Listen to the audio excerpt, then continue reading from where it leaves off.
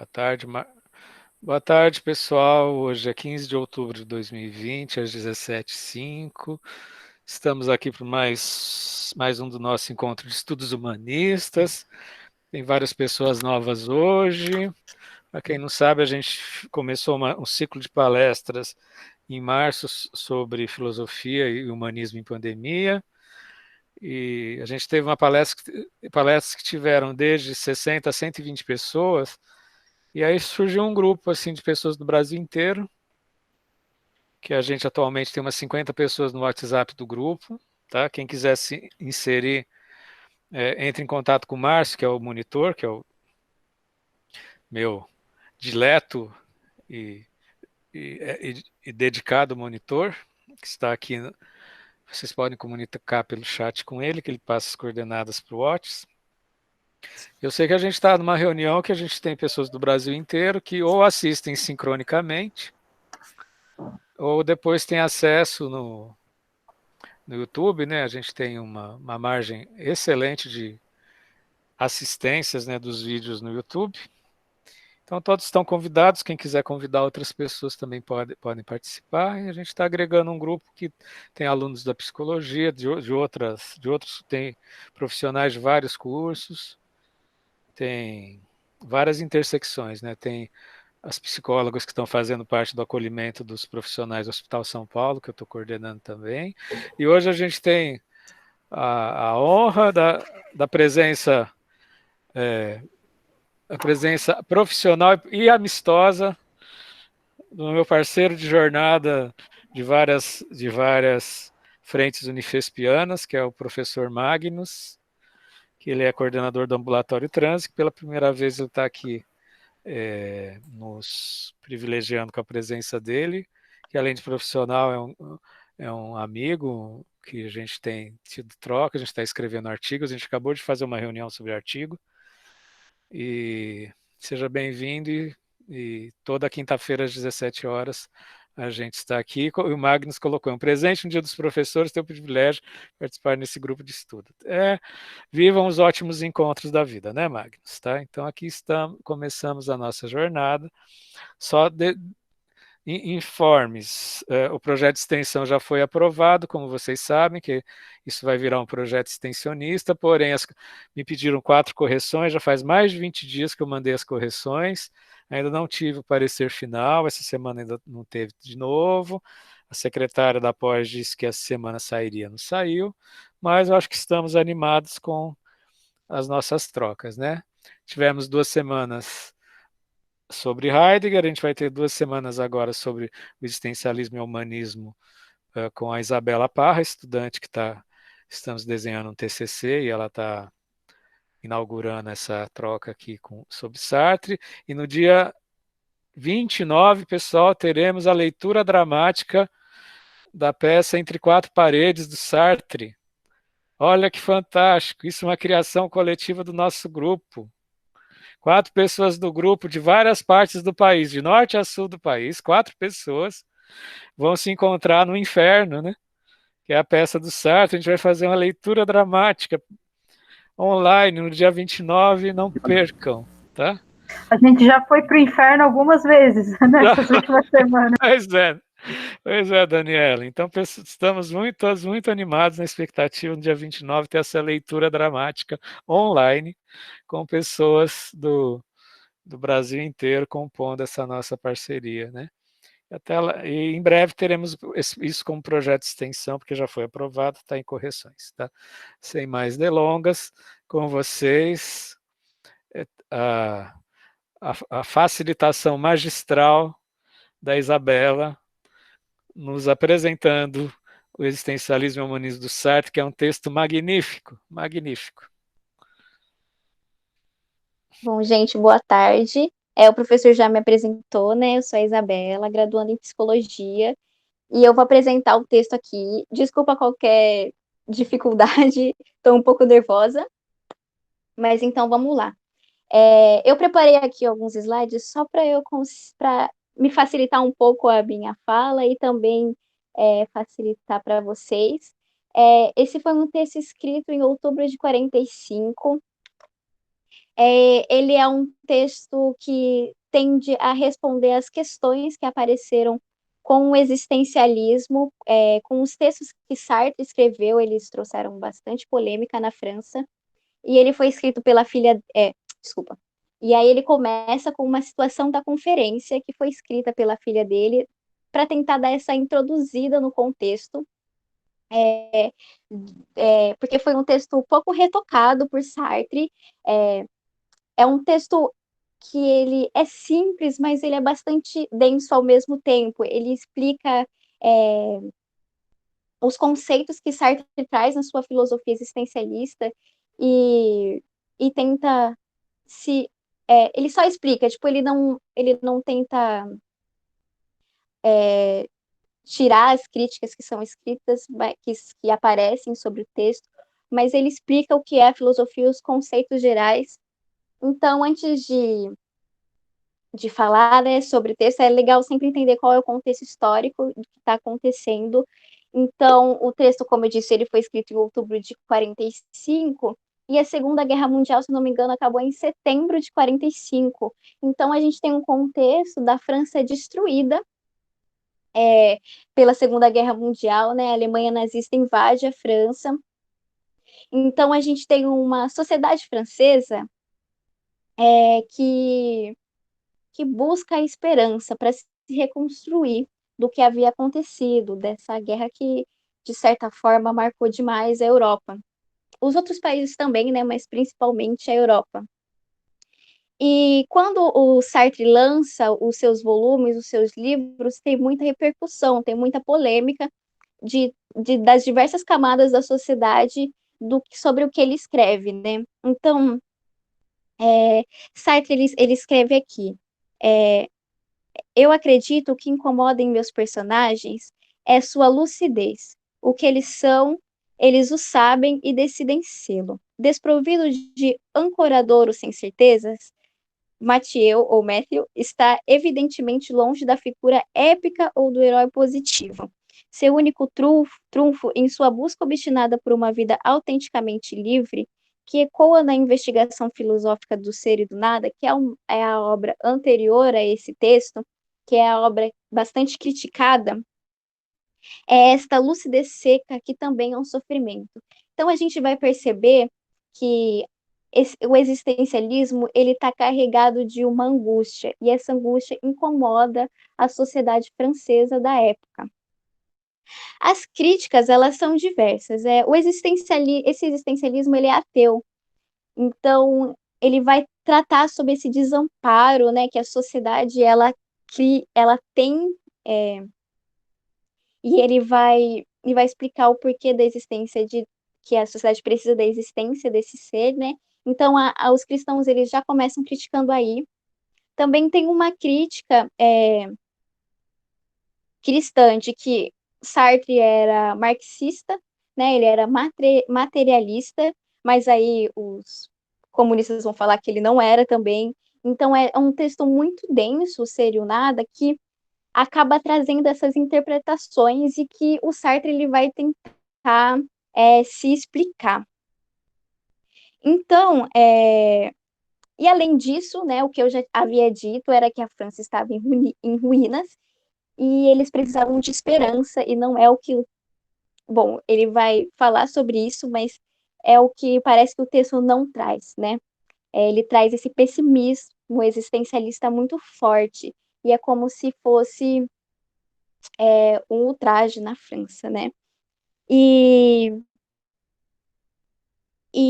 apesar disso, Sartre tenta se reaproximar do comunista, dos marxistas, porque ele entende as ações coletivas e que o existencialismo ele pode ser uma teoria oportuna para o comunismo. E além de... para o marxismo, desculpa. E além disso, mesmo com as divergências, ele vai escrever, e eu acho bastante interessante o que ele escreve. Buscar a verdade é preferir o ser a tudo, mesmo que sob forma catastrófica, simplesmente porque ele é. Então, buscar a verdade, ela vai um pouco... Ela vai para o ser, mas ela vai além das coisas boas em si, sabe? Ela vai além dos limites. Então, é um texto que ele vai explicar. E aí, uma última questão bem interessante que a, a Arlete ela deixa é que se a idética fenomenológica é mesmo o melhor instrumento para pensar o ser coletivo. Então, assim, ele vai, ao longo do texto, a gente vai ver qual que é esse pensamento coletivo que tem na obra do Sartre e tentar pensar nessa questão como um todo. Bom, agora é o texto mesmo na íntegra, né? Ele começa explicando quais eram as questões, né, das polêmicas, e ele vai definir o que é o existencialismo. Então, é uma doutrina que torna a vida humana possível e que, por outro lado, declara que toda verdade e toda ação implicam um meio e uma subjetividade humana. Ele também vai pontuar aqui que parece que o que amedronta na doutrina seria exatamente o fato dela dar a possibilidade de escolha ao ser humano. Então, a gente vai perceber ao longo da obra que o ser, ele escolhe o que ele vai ser e é tudo consciente. É uma escolha consciente. Só que isso é o que vai trazer angústia, só que ao mesmo tempo você tem essa possibilidade de escolha, né? Então ele começa aí tentando se explicar das críticas. Para ainda pensando nos conceitos do existencialismo, ele vai falar sobre a existência preceder a essência. E para isso ele explica o contrário. O que seria a essência preceder a existência? Eu vou ler aqui porque ele dá um exemplo bastante claro. Ele fala assim: quando consideramos um objeto fabricado, como um livro ou um corta-papel, por exemplo, esse objeto foi fabricado por um artífice, inspirado em um conceito. Ele tinha como base o conceito de corta-papel e também uma certa técnica de produção anterior que faz parte do conceito e que, no fundo, é uma fórmula. Desse modo, o corta-papel é simultaneamente um objeto que se produz de determinada maneira e que, por outro lado, possui uma utilidade definida. E não se pode supor que definida, é isso. E que não se pode supor que um homem produza um corta-papel sem saber para que tal objeto serve. Então, dizemos que para o corta-papel, a essência, ou seja, o conjunto de procedimentos e das qualidades que permitem produzi-lo e defini-lo, precede a existência. Desse modo, a presença diante de mim de tal corta-papel ou de tal livro está determinada. Aqui temos, portanto, uma visão técnica do mundo, em função de qual podemos dizer que a produção precede a existência. E aí, logo depois, ele fala é, sobre o papel de Deus nessa característica da essência preceder a existência. Deus, então, está no lugar do artesão que vai construir o corta-papel e nós somos o corta-papel. Então, ele entende que o homem individual realiza um determinado conceito que existe no entendimento divino. Essa seria a ideia de essência preceder a existência, que está em Descartes, que está em Kant, que está em Voltaire. E, ao contrário, o existencialismo ateu, que é o que representa o do Sartre, ele vai falar que, mesmo que Deus não exista, há ao menos um ser cuja existência precede a essência, um ser que existe antes de poder ser definido por algum conceito, e esse tal ser é o homem, e para Heidegger, por exemplo, é a realidade humana. Se o homem na concepção do existencialismo não é definível, é porque ele não é inicialmente nada. Ele apenas será alguma coisa posteriormente e será aquilo que ele se tornar. Assim, não há natureza humana, pois não há um Deus para concebê-la. O homem é, não apenas como é concebido, mas como ele se quer, e como se concebe a partir da existência, como ele se quer a partir desse lã de existir. O homem nada é além do que ele se faz. E essa ideia de que o homem nada é além do que ele se faz é uma ideia de subjetividade que Sartre traz. Ele ainda complementa Dizer que, pois queremos dizer que o homem existe antes de tudo, ou seja, o homem é, antes de tudo, aquilo que ele projeta vir a ser, e aquilo que ele tem consciência de projetar a vir a ser. Então, é, pensando na existência precede a essência, né, mostra que nós somos, né, e o fato disso acontecer é que para nossa essência existir, nós precisamos existir primeiro. E essa característica do homem é, antes de tudo, aquilo que ele projeta vir a ser e aquilo que tem consciência, traz essa responsabilidade total por sua existência. E aí Sartre vai falar, e quando dizemos que o homem é responsável por si mesmo, não queremos dizer que ele é responsável estritamente por sua individualidade, mas que é responsável por todos os homens. Há dois sentidos no termo subjetivismo e nossos adversários se aproveitam desse duplo sentido. Por um lado, o subjetivismo expressa a escolha do sujeito individual por ele mesmo, e por outro, significa a impossibilidade humana de ultrapassar essa subjetividade.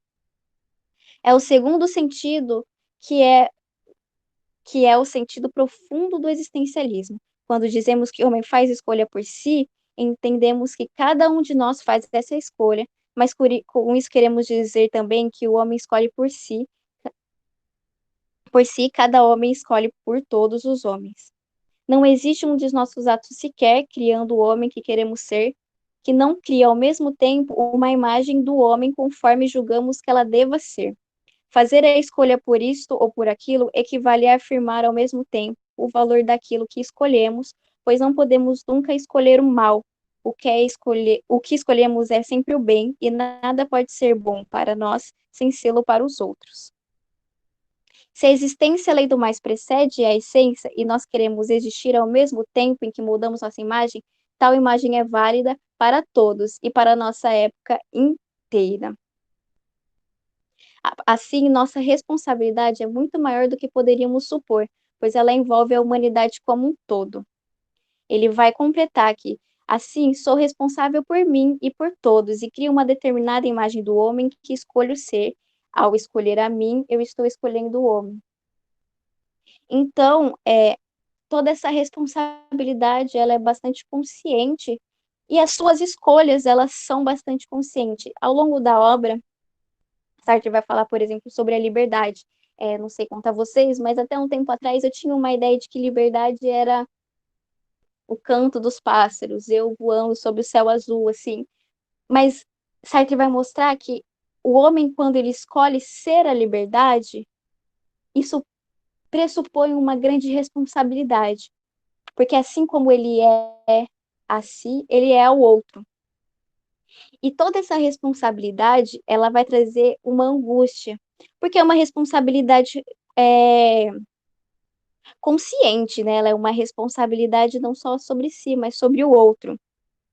E por isso que o existencialista costuma se declarar que o homem é angústia. Isso significa que o homem que se engaja e que se dá conta de que ele não é apenas o que escolhe ser, mas é também um legislador que escolhe ao mesmo tempo que será a humanidade inteira, não poderia furtar-se do sentimento de sua total e profunda responsabilidade. Aqui ele faz uma questão importante. Obviamente, muitas pessoas não se mostram ansiosas, mas nossa opinião é que elas mascaram sua angústia e evitam encará-la. Certamente, muitas pessoas acreditam que, ao agir, estão comprometendo apenas a si próprias. E se lhes dizemos, mas se todo mundo agisse assim, elas dão de ombros e respondem, nem todos agem assim. Mas, na verdade, a pergunta que sempre deve ser feita é: o que aconteceria se todos agissem do mesmo modo? E é nesse sentido que toda essa responsabilidade, ela vai, ela não é uma responsabilidade, essa angústia, ela não é uma angústia que inquieta, ela é uma angústia que engaja a ser o que é bom para mim e para o outro. E E até a página 22, que no caso era o que eu precisava explicar, é mais ou menos isso. Essa escolha que a gente faz é, no fundo, uma escolha só. É uma escolha nossa, só que ela implica na, no outro, na ação, né? A nossa ação implica na ação do outro.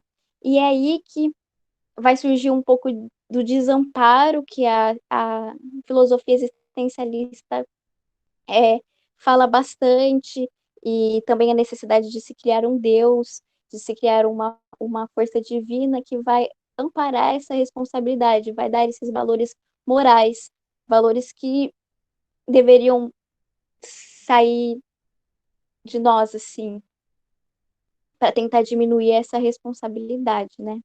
Então, era isso que eu tinha que falar hoje.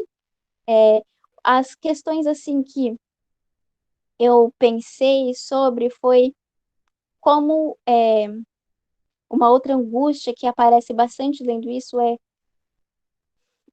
existem questões claras do que é bom ou mal, lógico, mas até que ponto, né? Até que ponto saber fazer essa distinção do que é bom e do que é mal.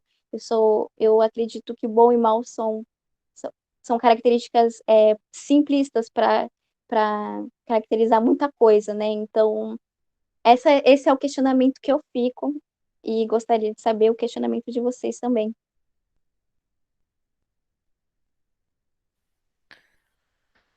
Muito obrigado, Isabela. Você apresentou os conceitos-chave dessas 22 páginas. E agora a gente vai abrir para a gente compor. Eu também quero colaborar com a fala da Isabela, né? Tem um trecho aqui que eu vou até copiar e colar, gente, que eu acho assim. Vou pôr no chat.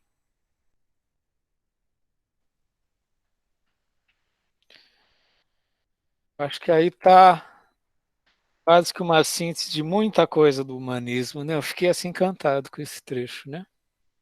Vamos ler junto, eu pus no chat. Muito, muito obrigado pela dedicação, tá, Isabela? Fiquei com água na boca para a semana que vem, em virtude da potência da tua síntese, tá? E vamos dialogar Obrigada, nessa professor. nossa jornada hoje, né? O homem deve criar a sua própria essência. É jogando-se no mundo, lutando, que aos poucos se define, eu acho que tem uma coisa, se confronta com a angústia, longe de oferecer obstáculo à ação, é a própria condição dela. A gente tem essa visão meio judaico-cristã preconceituosa de angústia, de demonização da angústia, né? E esse texto magnificamente demonstra essa questão da angústia como elemento constitutivo das nossas possibilidades e das nossas ações, né? Porque sem esse parto das nossas angústias, se a gente parir as nossas angústias, a gente não gera criatividade, né? O homem só pode agir se compreender que conta exclusivamente consigo mesmo, que está sozinho e abandonado no mundo, no meio de responsabilidades infinitas, sem auxílio nem socorro, sem outro objetivo além do que der a si próprio, sem outro destino além de forjar para si mesmo aqui na Terra. Como é que vocês sentem esse trecho, gente, para a gente começar as nossas trocas, hein? Quando eu leio esse trecho, que sentimento desperta em vocês?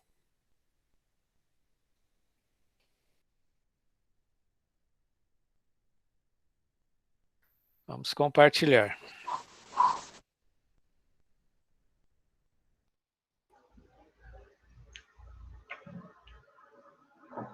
Olá, Paula, bom te ver. Ah, boa tarde. Você quer comentar? Você abriu o microfone? A primeira coisa que me ocorreu é que a gente precisa jogar fora várias bengalas, né? Que a gente conta com a gente mesmo, né? É Sim. aquilo que a gente estava conversando nos outros dias, né? Tanto a religião, contra a ideia de Deus, de inferno, de apocalipse, várias questões que a gente se apoia, né? Na verdade, a gente não conta com isso. É hora de jogar fora as bengalas. Foi o que me ocorreu, a primeira coisa na hora que eu li o texto. Mas é lindo, né? Esse trecho é lindo. Eu não li o texto, mas estava lendo esse trecho que o professor colocou aqui no chat, que o professor leu também, e estou até pensando na leitura que a gente está fazendo, na leitura dramática, né? E aí não vou falar nada para não dar spoiler, mas né, para quem de repente possa não ter lido, mas faço muito uma relação aí com isso, né, com os personagens lá do Inferno do Sartre, e faço essa relação com o que a Paula que falou agora, né, que é isso, assim, a gente, todas essas ideias, até mesmo a ideia de inferno, nos dá alguma segurança, né? Mesmo o inferno com as suas torturas é menos torturante do que a angústia de se ver sozinho, de repente pensar que possa não existir, por exemplo, um inferno, um castigo, né? Acho que fiquei aqui pensando, fiquei fazendo essa relação, assim, que às vezes a gente pensa que só as coisas boas, né, a ideia da religião, de Deus, dessa esperança, né, de um paraíso e tal, nos impedem de viver essa angústia, né, nos livram dessa angústia. Mas a própria ideia de ter algum castigo, alguma punição, né, alguém que nos puna pelos nossos erros, também é uma forma de se livrar dessa angústia, porque é uma forma de se livrar da responsabilidade por eles, né? O inferno também é uma bengala, né? Que produz uma certeza identitária, mesmo que seja no sentido, digamos, das escravidões do inferno, né? O inferno é desejável, ele produz desejo, um desejo fora, né? É o desejo no inferno e do inferno, né? Está aqui, o pessoal no chat está a 1000 por hora aqui, gente. O Magnus coloca, muito potente, tenho vontade de recuperar as angústias que tenho vivido para impulsionar processos criativos e mais autênticos. Eu já disse no grupo várias vezes, vou dizer até os últimos dias da minha vida. Eu tenho uma frase que é meu mantra, assim, é uma delas, né? É criar e elaborar angústias, tá, gente? Não tem pessoa criativa no mundo que não passe por processos de angústia, né? Entendeu? Então, assim, isso é quase um mantra meu, um mantra existencialista. A Karen coloca, eu acabei esquecendo, qual era o conflito entre os comunistas e Sartre? Alguém quer compor? Eu posso falar, mas alguém quer compor sobre, porque tinha às vezes tensões, embora ele tenha feito parte do Partido Comunista, né? Onde o humanismo, existencialismo sartriano vai comprar briga com o comunismo. Alguém que pode compor? Eu vou falar, mas assim, eu sou ansioso, gente. Se vocês não ocuparem o espaço, eu vou ocupando, porque eu sou muito ansioso. Ainda bem que o Ederson já abriu o microfone, que bom. Pelo que eu entendi, os comunistas acusavam o corrente existencialista de ser um pensamento de burguês, né? Porque fica contemplando essa questão da existência, do ser, e quem tem tempo para contemplar não tem tempo para agir, né? Os trabalhadores não têm essa questão de ter tempo para contemplar, pensar sobre a existência. Então, a corrente mais comunista prefere seguir mais a linha do marxismo e agir, né? Mas aí o Sartre explica melhor nesse livro aí, o existencialismo e o humanismo, que não é bem assim. Fala sobre a questão de engajamento e tal. É a tal da compreensão de que o humanismo é um individualismo, né? Ele mesmo falou o tal do subjetivismo, né? Isso é uma caricatura que é feita. Eu, na minha compreensão, tem também um outro lado, que existe uma ideologia marxista, né? E aí o humanismo existencialismo, embora haja essa questão da responsabilidade por todos, é uma responsabilidade a partir das escolhas do sujeito, né? Então, assim, não tem ideologia que caiba no existencialismo, né, gente? É o indivíduo construindo como é que diz um trecho ali? O futuro do homem é o próprio homem, né? Entendeu? Então aí não tem você se fixar em meta-ideologia, né? A filosofia existencialista é uma provocação, uma incitação para a gente criar, assumir a sua própria história, né? A partir da qual você vai construir a sua maneira, né? Obviamente, essa construção à sua maneira depois é questionado por Foucault, e aí a gente entra num outro capítulo que vamos primeiro mergulhar a questão no existencialismo propriamente dito, depois, em algum momento, eu faço a crítica do Foucault, né? A briga que teve Então, entre Foucault e Sartre, aliás, né? Diga-se de passagem. Né? Oi, Karen, boa tarde. eu fiz essa. Boa tarde, feliz Dia dos Professores. Obrigado para todos os professores e professoras da sala. Eu fiz essa pergunta sobre o comunismo porque eu tenho um amigo que ele é marxista, e aí ele tem muito essa questão com a responsabilidade em relação a que a culpa das coisas acontecerem é meio que. Assim, não que, tipo, a culpa é do capitalismo, mas é meio isso, que, tipo, devido às condições materiais, você é obrigado a escolher tal coisa, sabe? Um negócio meio assim. E aí, sempre que eu vejo essas coisas sobre a responsabilidade das suas escolhas, que só você pode definir os seus objetivos e tal, eu lembro dele, porque É, ele meio que usa essa, como vocês disseram, meio que bengala, né? Ele se apoia nessa coisa de que como se não desse, fosse impossível você escolher porque as suas condições materiais vão te levar àquela escolha, sabe? E aí é isso que eu lembro, assim, quando a gente fala dessas coisas. Eu sou contrária a essa opinião, mas enfim. Aí a gente vê o Foucault que chega depois e compra a briga com o comunismo e com Sartre, entendeu?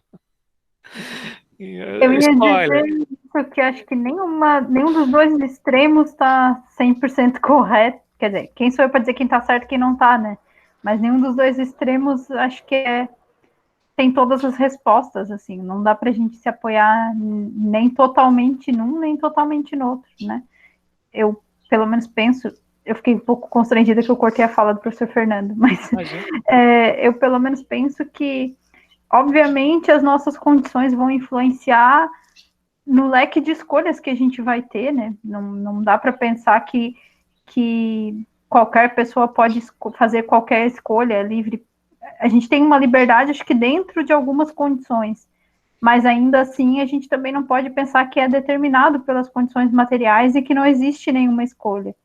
Acho que sempre existe uma responsabilidade, essa liberdade eu acho que implica muita responsabilidade, e existem escolhas que a gente pode fazer dentro de um leque de escolhas, que aí, dependendo das condições, às vezes esse leque de escolhas é muito, muito reduzido, mas ainda assim existem escolhas, né? Sim. É o embate entre as concepções estruturalistas da sociedade, como é o marxismo, que pensa nas estruturas sociais, e as questões mais centradas na pessoa, né? O humanismo é uma abordagem centrada no humano. E depois vem o Foucault, que vai mostrar as relações de poder, né, inerentes aos discursos estruturalistas e aos discursos humanistas, entendeu? Aí com isso desmorona, nada se fixa em lugar nenhum, né? Quando a gente for estudar, para quem está chegando agora, a gente está com um projeto de extensão, que o próximo livro em breve vai ser o Ser e Tempo, e depois a gente vai estudar Vigiar e Punir, né? Até março, abril do ano que vem, é o primeiro ano da nossa extensão, que ainda as correções que eles pediram não tivemos resposta, né? Estamos no aguardo.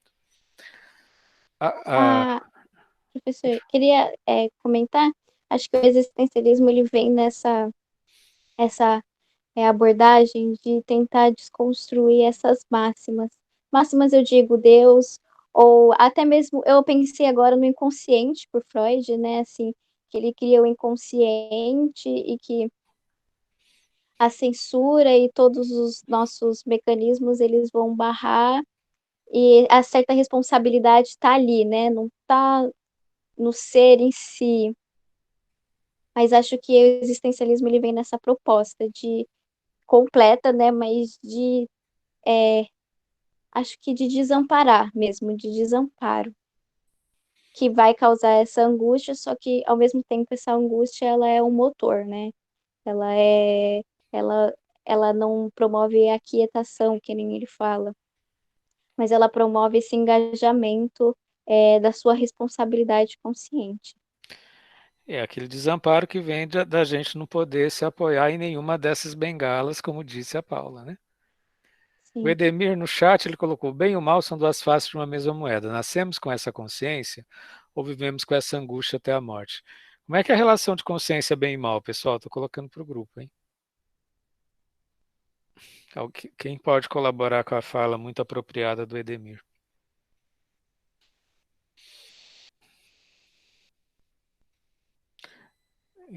O que acontece, gente, no existencialismo é o seguinte, né?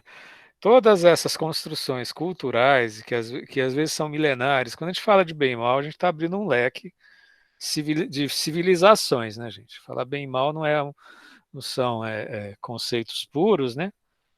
Mas são atravessados bem e mal em determinado período histórico, em determinada religião, em determinada cultura, é uma concepção diferente. Mas o que a gente vê, do ponto de vista do humanismo, é que toda a construção histórica, né, civilizatória, no fim das contas e no começo das contas, ao mesmo tempo, é demasiadamente humana, né?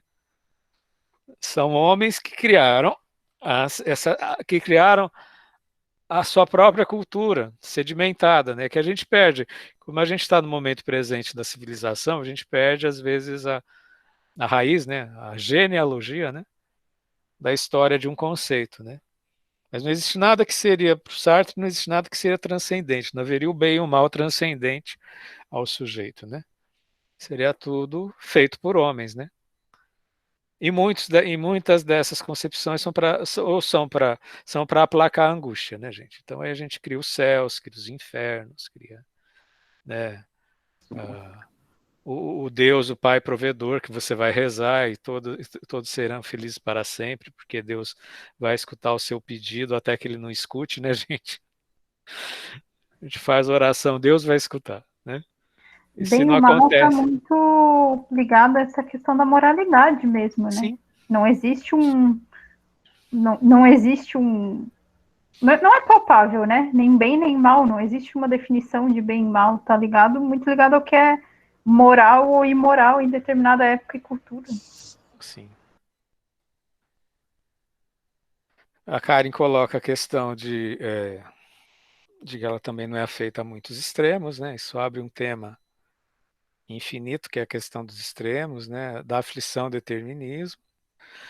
Pessoal, como é você sentir responsável por tudo no mundo? Se sentir, não é sentir. A provocação de Sartre que diz que você é responsável por tudo no mundo. Sabe a guerra lá do Iraque que está acontecendo? Sabe a, a queimada na Amazônia?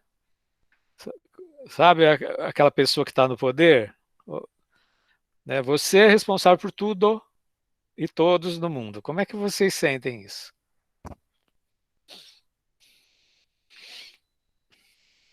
Que pesado, a Márcia falou. Me sinto desafiada, Daniela. Uau! Quem abre o microfone para se responsabilizar por essa provocação?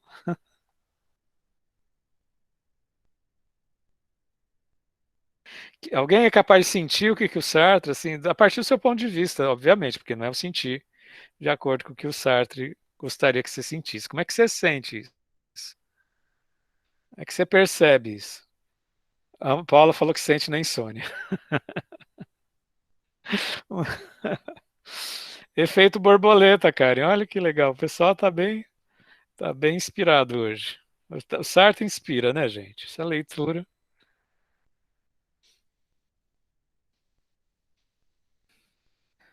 Vou dar uma passada aqui nas minhas anotações.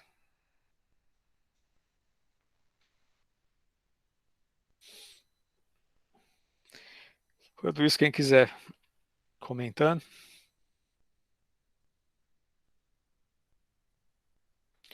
Agora, sim, eu acho que existe uma dimensão, inclusive na fala que a Isabela falou, né, que o ser humano ele é esse lançar-se, né, na própria existência, mas ele é aquilo que ele projeta e o próprio projeto dele, né? Às vezes a gente não se enxerga enquanto projeção, né, enquanto projeto, né? E a gente abre um espaço para uma mistificação desse horizonte, né? Coloca gnomos, fadas, orixás, deuses, semideuses, né? Os antepassados todos que estão nos levando. Não, eu nem entro muito na questão mística religiosa, tá, gente? Só estou vestindo o personagem do Sartre, tá, gente? Se me pedissem para dar uma aula de genealogia da religião, eu ia vestir um outro personagem. Agora eu estou vestindo o personagem do humanismo, tá bom, gente? Então, assim, como é que a gente entender que aqui nós somos aquilo que a gente projeta? Como é que vocês sentem isso? Eu queria comentar, Fernando, que me veio com essa discussão toda, né? Me lembrou um pouco o filme Samadhi, que a gente está assistindo, né? A Lisa também, né? Tá no T12. Essa questão de que o dentro e o fora é uma coisa só, né? Eu acho que ele está meio que provocando a gente para isso, já que não tem dualidade, bem e mal, religião, para a gente culpar ou para se apoiar. Existe a sua intenção, que vai ser o projeto da sua ação. E você tá nessa energia de construção. E aí, obviamente, você está impactando outras pessoas, você está criando realidades e sendo afetado também, né? Sim. Então, eu achei bem interessante você conseguir viver nessa visão, você estar mais próximo de encontrar um estado, né, nirvana, um estado de samadhi, que é o que a gente busca no final de tudo, né? Que a gente tem que tirar esses apoios externos, olhar para si, se projetar no mundo e viver de acordo com as intenções, né? E as responsabilidades advindas aí. É interessante a tua interpretação, né? Nessa ponte Ocidente-Oriente, né? Muito nos abre para muitos horizontes, né? Muitas pontes. Me causa angústia e um certo pessimismo. Aí, o Edemir, temos o livre-arbítrio e somos responsáveis pelas nossas escolhas, né? Isso é a base do existencialismo, né? E quando a gente não é responsável pela própria escolha, a gente entra na ingenuidade de má fé, né? Quando a gente se auto-engana de que a gente não é responsável, né? Não sei, isso aí não tá, né? Ele falou de má fé, mas meio rapidinho, tá, gente? Ele fala de ingenuidade de má fé, que é quando você se auto-engana que você não é responsável pelos seus atos, né? Me causa angústia e certo pessimismo também, que falou a Gabriela, né? A Paula está colaborando, dizendo: entendi que o homem é vir a ser, é futuro que chama, é responsável pela sua existência e por todos os homens. O homem não é mais do que ele faz. O homem não é mais do que o que ele faz. É que a gente é educado num caldeirão místico, né, gente? Transcendental, e a gente meio que se culpabiliza se não projeta para o mundo platônico, para o mundo puro, né? Para o mundo transcendente, né? E o Sartre vem fazer esse desmoronamento, né, de todo esse processo. Por que ficar projetando na transcendência se a tua liberdade, a tua responsabilidade está em você? Né? Então, aí é completamente contra a transcendência milenar que a gente, a maioria de nós é educado, né, gente? A gente é educado sempre um referencial de religião, né, onde a gente projeta no invisível, né? E do ponto de vista, e isso para Sartre é uma forma de minimizar as angústias, né? Porque uma coisa é você trazer para si a responsabilidade da tua vida e do mundo, outra coisa é você dizer que uma força transcendente vai te mover e mover o mundo, né? Sem contar que dependendo da intensidade que você faz essa projeção transcendente, você está criando um grande delírio, né? Aí a gente entra nos delírios místicos, né, gente? Que isso muitas vezes a nossa civilização mística não aborda, né? Os efeitos esquizofrênicos, delirantes e às vezes até sociopatas, né, das pessoas muito fundamentalistas religiosas, né? É o tal, a verdade está no Deus, no Deus, no Deus, no Deus, no Deus, e onde está o sujeito, né? A gente nunca parou para pensar que às vezes o pensamento religioso produz surtos psicóticos, produz delírios, né? Produz pessoas cindidas delas mesmas, né? E o que o Sartre está dizendo, olhe para si, elabore suas angústias, elabore suas potências, não se escore em nada. Isso não quer dizer que você vai ser um leviano, que é o que ele falou, isso não é um subjetivismo, não é um exclusivismo, né? Ao contrário, né? Você tem essa liberdade de apropriar-se de si próprio e ao mesmo tempo tem responsabilidade por todos os seus atos, né? É a frase clássica do Sartre que estamos condenados a sermos livres, né? A Karen coloca: quando pensamos na responsabilidade, é muito mais de pronto o pensar nas escolhas de ação, mas somos responsáveis pelas escolhas de não fazer. E isso é o mais abrangente. Eu acho que nos faz responsáveis pelos incêndios e pelos governantes. Concordo, Karen. Concordo. Qual a dimensão das nossas escolhas? Não é simplesmente se você vai escolher uma camisa ou outra. Qual o nível de engajamento que você vai ter no seu horizonte de vida? Porque não é escolher tomar uma água ou tomar um vinho. É escolher o nível de engajamento que você tem com a realidade, né? Com o teu horizonte de vida. São camadas de escolhas. Né? A escolha não é uma coisa linear. Não é um positivo e negativo. As escolhas são as suas camadas de engajamento, é o teu cotidiano, é o teu estilo de vida, são as pontes que você faz com a sociedade, com as pessoas, entendeu? Né? Que a gente às vezes pega a escolha do ponto de vista didático, assim, vou escolher uma coisa e não outra. Nós está escolhendo um modo de vida, um posicionamento de vida. Né? Então são camadas, são horizontes, né? Isso o Sartre, assim, ele faz eco com aquilo que a gente já viu no Heidegger, que é bom reforçar, né? Que esse estado do Dasein, né? Que é o que o Heidegger fala, estarmos lançados no mundo, né? O ser aí, que é, Dasein do alemão é o ser aí, para quem está chegando hoje, né? Ser aí, lançado no mundo, é uma perspectiva de futuro, né? O ser é mais perspectiva, portanto, mais futuro, né? Entendeu? Se não tivesse esse horizonte de futuro, a gente não teria o ser, né? Talvez seria um outro ente. Esse lançamento no futuro, nessa indeterminação, e o que a gente faz com isso, né? Essa é uma tônica presente em todo o pensamento humanista. E a angústia é o elemento central dessa elaboração, né? Gabriela compartilha conosco: se minha vida é protegida por Deus e atentada pelo demônio, se o mal vem do demônio, o bem vem de Deus, a minha culpa é diminuída. O Karnal, que é um filósofo fantástico, né? Vou até repetir, porque eu fiquei até muito comovido. Se minha vida é protegida por Deus e atentada pelo demônio, se o mal vem do demônio e o bem vem de Deus, a minha culpa é diminuída. Você cria esses entes, né? Como se você tivesse fosse títeres, né? Que você está coordenado por essas forças externas, né? E o seu engajamento fica diminuído, né?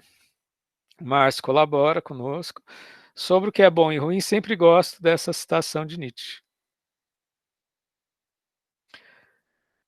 O que é bom? Tudo que eleva a minha sensação de poder. O bom, né? A questão da bondade e da maldade, né? Isso que parece. O que é ruim? Tudo que me prove fraqueza. Muito forte, né? Muito forte. O Nietzsche ele vai desconstruir esse verniz da bondade e da maldade, né? Ele vai dizer que atrás de todo sentimento nobre tem motivações comezinhas, né? Que a civilização cria os cultos da bondade, da caridade, de algo dadivoso, mas esquece que para às vezes ter esse campo dadivoso, teve guerras por detrás, teve exploração, teve sangue, né? Entendeu? Que essa é a genealogia da bondade, que depois ele vai em toda a obra dele, fazer a desconstrução das religiões, as desconstruções de certas culturas mais civilizatórias do que outras. Aí a gente pega a Europa em geral, que é hipercivilizada à custa da colonização de toda a África, de toda a América, entendeu? Então, depois cria uma civilização lapidar, né, à custa da submissão de outros povos. Como diz, que atrás de toda grande fortuna e atrás de toda grande civilização tem uma história de sangue por detrás, né? Então faz desmoronar. São autores que fazem desmoronar as nossas microcertezas, né? E aí a gente tem que dar conta dessa angústia do desmoronamento que, ao mesmo tempo, nos libera. Essa ambiguidade desse processo. Desmorona e libera. Desmorona, libera e responsabiliza. As pessoas que estavam alienadas com forças externas, ou com discursos muito educadinhos, e aí tem que dar conta da vida crua, né? Da vida como se mostra. Né? E dar conta, e como articular nisso. E nesse encontro de estudos, a gente vai juntando esse mosaico, né? Desde a empatia do Rogers, colocar-se no lugar do outro, tem uma coerência ética no nosso grupo, né, gente? A gente tem esse viés do homem se apropriando de si próprio na sua relação no mundo, né? Isso de alguma forma entremeia, né, todas as nossas questões, né? A nossa proposta de encontro de estudos, né? E esses limites, né, esses limiares. E aí ele fala, tem uma parte aí onde ele fala assim, dos jogos de sinais, que eu achei muito precioso, né? Jogos de sinais, que às vezes, que nem ele diz o caso do Abraão, que ouviu que ele tinha que matar o filho como um sinal de respeito a Deus, né? E que no minuto derradeiro Deus se manifestou e impediu que ele fizesse o homicídio do seu próprio filho. E aí, quem viu que o sinal era de Deus foi o próprio Abraão. Poderia ser um demônio, poderia ser uma alucinação, poderia ser um surto psicótico do Abraão, né? Então, a gente que cria os sinais, né? Os sinais dos nossos projetos, sinais da nossa relação do mundo. Eu estava assistindo, isso me fez lembrar um filme que eu assisti no Netflix, estou fazendo uma propaganda aqui. O Diabo de Cada Dia, um filme muito interessante. Que, numa certa altura, lá vou contar um spoiler aí, né? Uma cena. O cara, ele era pastor protestante. Ele pega a mulher, vai para o bosque e ele mata a mulher e aí pede para Deus se manifestar para fazer a ressurreição da mulher. Ele acabou de matar a mulher, cometeu um homicídio, aí teve que sair correndo e deixou a mulher morta lá no bosque. Né, Paula? Você assistiu? A gente fica criando esses sinais e às vezes cria homicídios, gente. E, às vezes a gente mata populações, cria holocaustos, né? Em nome de Deus, cria fundamentalismo quando vai para o governo em nome de Deus, né? O Diabo de Cada Dia, tá na Netflix, tá, gente? É um filme muito interessante, né? Recomendo para o seu maratonar. É um filme, dá para assistir de boa. A Paula ainda compõe dizendo, desmorona, mas é na ruína que vai brotar algo em nós, é lógico, entendeu? Senão você fica senão você vira uma estátua de sal, né? Tem pessoas que são todas marmorizadas, né? E se acham maravilhosas. Isso é um exercício do narcisismo delas, né?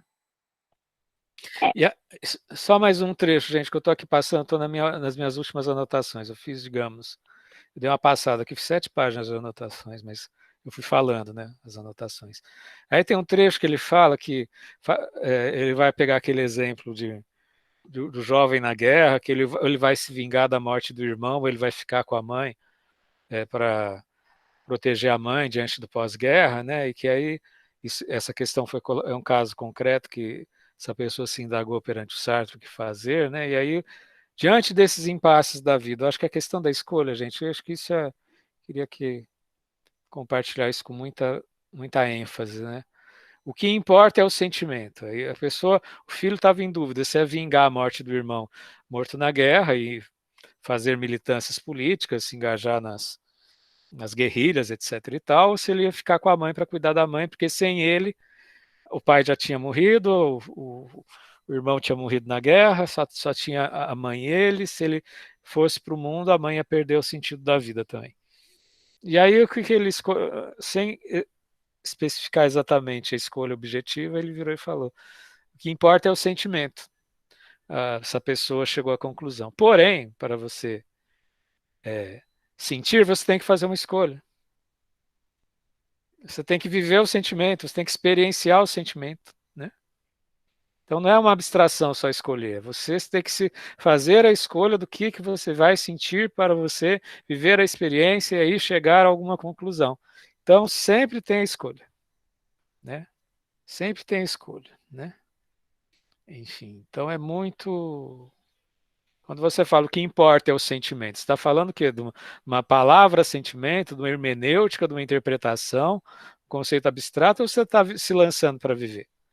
Você está se posicionando para chegar junto daquilo que te interessa, daquela experiência, que te vai fazer amadurecer e que está dentro de um jogo de escolhas, né? Ah, o sentimento, quero sentir. Quer sentir a escolha. Então sempre tem essa responsabilização pelo teu sentimento, pelas tuas escolhas. É que nem a Alice colocou, eu achei bem interessante falar que mesmo não escolher já é uma escolha, sim. As duas falaram juntas, a Luana e a Lisa construíram a mesma frase, né? A mesma ideia. Então, acho que está. Professor, Diga, pode, por favor. é só uma coisa que surgiu, é que eu acho que ele também chama a gente para essa questão de responsabilidade, de ser o que é, ele é uma escolha, né? Mas também de entender o nosso outro lado, né? Não só o lado da bondade, talvez. Você tem, imagino, né? Assim, pensando nessa dualidade, assim, mas você tem essas duas possibilidades das suas características, né? Tanto positivas quanto negativas, e, e você tem esse poder de escolha, né? De aceitá-las, mas de escolher o que é bom, no caso, que nem ele fala. E partindo, nessa leitura, Isabela, que eu fiz desse texto, ele fala, inclusive, nessa radicalidade, porque o bem e o mal são construtos, né? Então, o que que é isso exatamente? O que que é isso do bem? O que que é isso do mal? Na medida em que você não tem referência para se apoiar, né? Então, é realmente um grande lançamento, né? E agora ele fala também um trecho assim muito precioso, né? Ah, que o existencialismo não acredita no poder da paixão. Sabe aquela coisa de você foi imbuído por uma grande onda, quando você vê, entrou no linchamento, matou a pessoa, quando você vê, você beijou na boca de quem você não quis, quando você vê, você deu aquele tapa violento, ou se omitiu por uma grande paixão também. Ele não acredita nisso, da pessoa se alienar por uma paixão, né? Ele diz que todos nós somos responsáveis por todos os nossos atos, que esse movimento da paixão pode fazer, é parte também do seu processo de escolha, né? Então, que não tem como a gente se auto-enganar de que a gente não seja responsável por qualquer dos nossos atos. Isso tem uma integridade, eu acho, né? Se a gente supera o preconceito das nossas demonizações, né, gente? Porque a gente é educado para demonizar tudo aquilo que nos provoca uma singularidade, uma escolha, né? A gente vive numa sociedade de rebanhos, né? A gente vive dos rebanhos religiosos, rebanho da mídia, rebanho do capitalismo, tudo massificado, né? Se a gente, e a gente é educado para esse processo de submissão desde a infância, né? Então, quando a gente supera esses nossos preconceitos, né, estruturais, constitutivos, e a gente para de demonizar a própria escolha, né, e com isso entende que isso é um lançamento, que isso é uma construção de si, isso demanda uma ascese, né? É um aprendizado, com erros e acertos, sim, mas que aos poucos a gente vai se assumindo e se incorporando enquanto sujeito vivo, né? E quebrando a cabeça e às vezes compondo alianças e dissolvendo vínculos superficiais e buscando algo mais sentido, mais autêntico. Acho que no horizonte do humanismo tem algumas palavras-chave. Praticamente todos os humanistas, que é autenticidade, né? Sinceridade, que é sem cera, né? Sem cera, sinceridade vem disso, né? Vem de sem cera, né? Autenticidade, sinceridade, né? E que isso é uma construção sempre inacabada, né, gente? Tem nenhum. Acabaram as fábulas encantadas viveram felizes para sempre, vai ver o dia seguinte da princesa e do príncipe, né? Como é que era, né? Depois do fim da fábula, né? Então é esse campo que a nossa leitura de hoje, que aí a gente entra numa certa atmosfera de Sartre, né, gente? A gente está pegando Sartre pelos textos mais, digamos, simples deles, né? A gente veio da semana passada de um mergulho no Heidegger, naquela densidade, mas ao mesmo tempo cheia de vida do Heidegger, né? A Márcia falou como se não houvesse amanhã, mas há sempre um horizonte, né? Sempre um devir, né?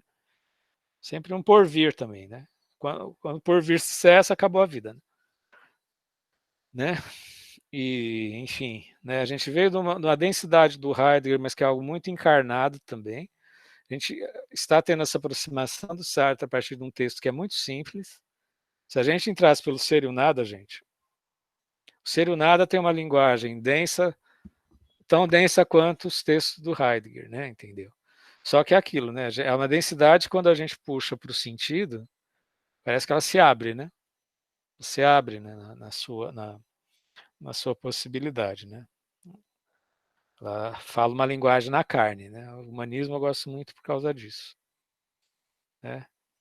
E, enfim, aí a gente está abrindo o horizonte para ter semana que vem a continuação desse estudo, que podem ver, foi uma condução da Isabela muito apropriada, que abriu um mundo de discussão, né, gente? De um texto aparentemente simples, mas que incita, né?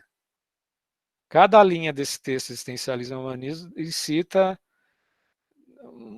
trilhões de questões. Trilhões de questões a partir de uma escrita muito simples.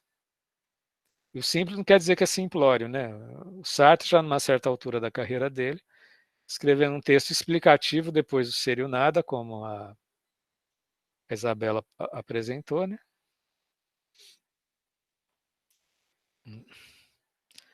E assim, só compondo um pouco, aí não está nesse texto, não, o processo de nadificação do Sartre, né? Aí, que está no Ser e o Nada, que às vezes eu dou na aula, né? O processo de nadificação é o seguinte: existem autores humanistas que falam de produção de sentidos, que a gente está no mundo produzindo sentidos, né? O Sartre ele fala que a minha essência no existencial, cada um não é a essência mística, não, transcendental. Eu tenho uma essência fernândica que nasceu nesse mundo, como você tem a essência luânica, páulica, magnânima, cristiânica,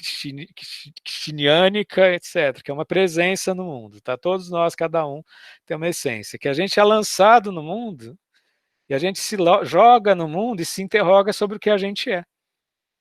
Tá? É um ser aí, né? É um ser, uma essência de ser que se interroga. E quando você vai para o mundo da tua vida inteira, você vê que você não é esse paninho, você não é essa garrafa, você não é o celular, você não é o teu vizinho, você não é nenhuma das pessoas dessa sala, você não é a televisão. Então a gente vive uma vida de nadificação. Esse é um preceito do Sartre, do Ser e o Nada. Então que a vida, que você nunca... A liberdade do Sartre vem disso, que as essências existenciais, digamos assim, somos cada um de nós, a gente não se comunica em absoluto com nenhuma outra essência humana. Que a gente vai sempre no movimento. Eu estou olhando para todas as pessoas dessa sala, me indagando quem sou eu, e eu não me encontro em ninguém enquanto Fernando. Eu encontro negação, encontro que eu não sou Isabela, que eu não sou Paula, que eu não sou Daniela, que eu não sou Márcia, que eu não sou Magnus, que eu não sou Gabriela, que eu não sou Rubens, que eu não sou Rodolfo. Entendeu? Então, existe uma fenomenologia no Sartre que é de uma incomunicabilidade absoluta de um ser com o outro. E por isso, daí advém a liberdade. Que como o teu ser não se comunica em absoluto com nenhum outro ser, você é livre para ser o que você quiser. E você sendo livre para ser o que você quiser, você é responsável por todos os seus atos. Não é uma liberdade doidivana, assim. Não é uma porra louquice, tá, gente? Até você pode ser singular, extravagante, se for o caso, mas não é porra louquice, não. Né? né? Porque tudo que você faz, somos condenados a sermos livres, né, Márcia? Né? Então, essa atmosfera do Sartre, entenda como esse existencialismo sartriano, como esse existencialismo influenciou as novas moralidades do fim do século passado, o movimento de maio de 68, né, a liberação dos costumes, no sentido dessa ruptura, né, de tradições, né, de conceitos que vinham de fora. Então ele teve com certeza o humanismo de Sartre foi importante para o pensamento no século XX e até hoje, né, pensamento na história do pensamento, né, de fato. Ederson coloca, no existencialismo e o humanismo, ele dá o exemplo do corta-papel, que possui uma essência que vem antes de sua existência. Mas é uma essência, né? Que a essência que vem antes de sua existência. Enquanto, nesse caso, está falando de que houve uma concepção, né? Teve um homem que concebeu o corta-papel, né? Então, mas é uma concepção, é uma essência mundana, né? É uma essência no mundo, né? Sim, não tem essa. Não existe no existencial humanismo aquela dimensão essencial que você vai transcender o mundo, tá, gente? E aí, aí eu faço a ponte com o Merleau-Ponty, né? Que é no capítulo do corpo, né? Quando ele fala. Mesmo quando eu medito muito, tá, gente? Quase toda noite eu medito, tá? Aquela sensação de plenitude, de iluminação que você tem na meditação, para os fenomenólogos, é uma sensação eminentemente corporal, né? Entendeu? É o teu corpo. O teu corpo produz essa sensação de unificação, né? Se você não tivesse corpo, você não sentiria essa sensação de unificação da meditação. Mas vai dizer isso para as pessoas que são gurus de meditação, né?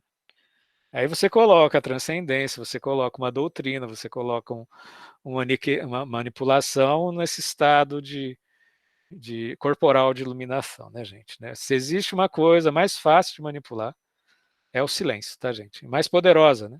Coloque uma pessoa no estado de silêncio e tem acesso ao silêncio do indivíduo, você tem o maior acesso ao poder sobre esse indivíduo, tá?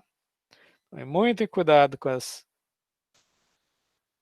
pessoas que dizem é o silêncio, estou te propiciando o silêncio, está propiciando um grande acesso de poder.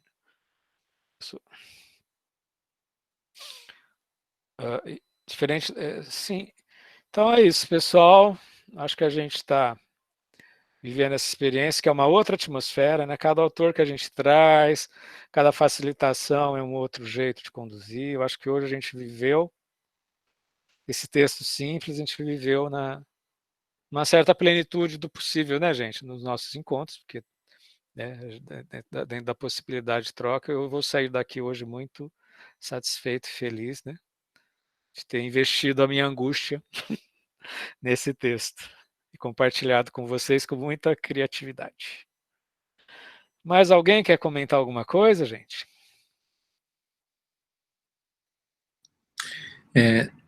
Não, eu só queria dizer que eu estou encantado aí com essa discussão, com a participação dos estudantes e pessoas de fora, pelo que eu entendi, o que significa um exercício de uma atividade tipicamente extensionista, né? Sim. Mas também dizer da minha epifania, né? Usando o termo que você gosta muito, né? Por ter tido essa oportunidade aqui, começar ou tentar participar e ler os textos antes para poder contribuir. E nesse período que vocês estavam falando, eu fiz uma revisão, né, dos meus momentos de angústia e que eu aproveitei mal, né, porque eu deixei que outras referências que eu tenho na vida, né, sobretudo religiosas, se apropriassem mais fortemente dessa destinação, né, desse produto dessas angústias vividas, né. Então, eu acho que a leitura desses textos nos faz mais forte nesse sentido, né. Então, eu acho que é fundamental que essa experiência que hoje eu aqui experimentei, né, pudesse ser ampliada, né? Eu fico pensando na minha filha, enfim, outras pessoas que estão vivendo situações complexas e que poderiam estar fazendo leituras diferentes desses processos, né? Sim. Sobretudo a angústia que eu tenho vivido hoje, você sabe, né, Fernando, que eu fiquei colado na votação do STF, né, que estava julgando a autonomia universitária, uma questão que impacta diretamente na vida, né, universitária, de fato, né, como é que a gente garante a autonomia, né, e liberdade de cátedra e o pluralismo de ideias numa instituição pública, se a gente não tem a gestão, né, a direção dessas instituições garantidas por eleição direta, enfim. Sim. Então, eu acho que hoje eu vivi angústias pela manhã e até a tarde, né? E eu poderia ter implodido o STF com meus palavrões, né? Para poder buscar outras saídas para isso, né? Mas, gente, eu agradeço aí a todos pela participação, especialmente ao professor Fernando. Um abraço. Foi muito bom. Agora eu vou abrir uma taça de vinho, que eu estava angustiado se abrir um vinho durante a semana, mas agora eu me vejo na obrigação de fazer. Um abraço. Obrigado, Magno, seja sempre bem-vindo. E é aquilo, né? Às vezes, se a gente transfere a angústia enquanto processo criativo para alguém, uma entidade ou para outra pessoa, a gente perde todo o nosso processo criativo. Não é à toa que tem muita instituição de plantão, principalmente místicas, etc. e tal, que estão querendo se apropriar da angústia dos outros e demonizam a angústia, porque elas vão fazer a intermediação da angústia do sujeito diante do mundo, diante de Deus, né? Então, a angústia é um elemento-chave das relações de poder. Venha sempre, tá, Magnus? Toda quinta às 17. A Paula colocou um trecho fantástico aqui, vamos ler? Eu gostei desse trecho. Dostoiévski escreveu: se Deus não existisse, tudo seria permitido. Ele colocou, esse trecho foi maravilhoso, porque colocou a questão da angústia, dessa permissividade, né? A gente é tão apegado a essa imagem, né? Essa discursividade de Deus, que se liberar dela, essa seria uma permissividade, né? Eis o ponto de partida do existencialismo. Aí é o Sartre falando, né? De fato, tudo é permitido se Deus não existe. E, por conseguinte, o homem está desamparado porque não encontra nele próprio, nem fora dele, nada a que se agarrar, né? Porque aí dissolveu esse enunciado do Deus, né? Para começar, não encontra desculpas. Com efeito, se a existência precede a essência, nada poderá jamais ser explicado por referência a uma natureza humana dada e definitiva. Ou seja, não existe determinismo. O homem é livre. O homem é liberdade. Por outro lado, se Deus não existe, não encontramos já prontos valores ou ordens que possam legitimar a nossa conduta. Assim, não teremos nem atrás de nós, nem na nossa frente, no reino luminoso dos valores, nenhuma justificativa e nenhuma desculpa.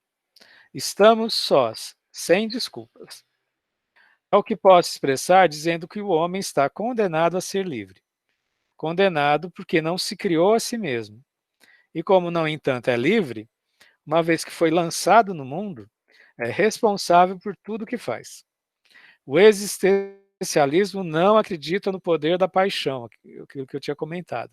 Ele jamais admitirá que uma bela paixão é uma corrente devastadora que conduz o homem, fatalmente a determinados atos, que, consequentemente, é uma desculpa. Ele considera que o homem é responsável por sua paixão, né? Não é porque a vida é apaixonante que a gente vai se desculpar que a gente foi levado pelas paixões, né, gente? Vamos combinar, né? Então, semana que vem nós teremos a continuação da facilitação generosa da Isabela, a partir da página 22 até a página 48, mais ou menos. Convido a todos para fazer a leitura dessa segunda parte. E aí, isso no dia 22, no dia 29, a gente vai fazer a leitura dramática do Entre Quatro Paredes com 4 pessoas do Brasil inteiro. Né? Que legal. Convidem seus amigos, seu vizinho, seu pai, sua mãe, e vamos continuar nossas partilhas, tá bom? Mais alguma questão? Eu vou fazer reunião com o pessoal do TCC agora, tá, gente? Grande abraço, pessoal. Vou acabar a nossa gravação. Boa Tchau, tchau. semana. Boa semana. Até semana que vem. Tchau, muito obrigada. Grande abraço.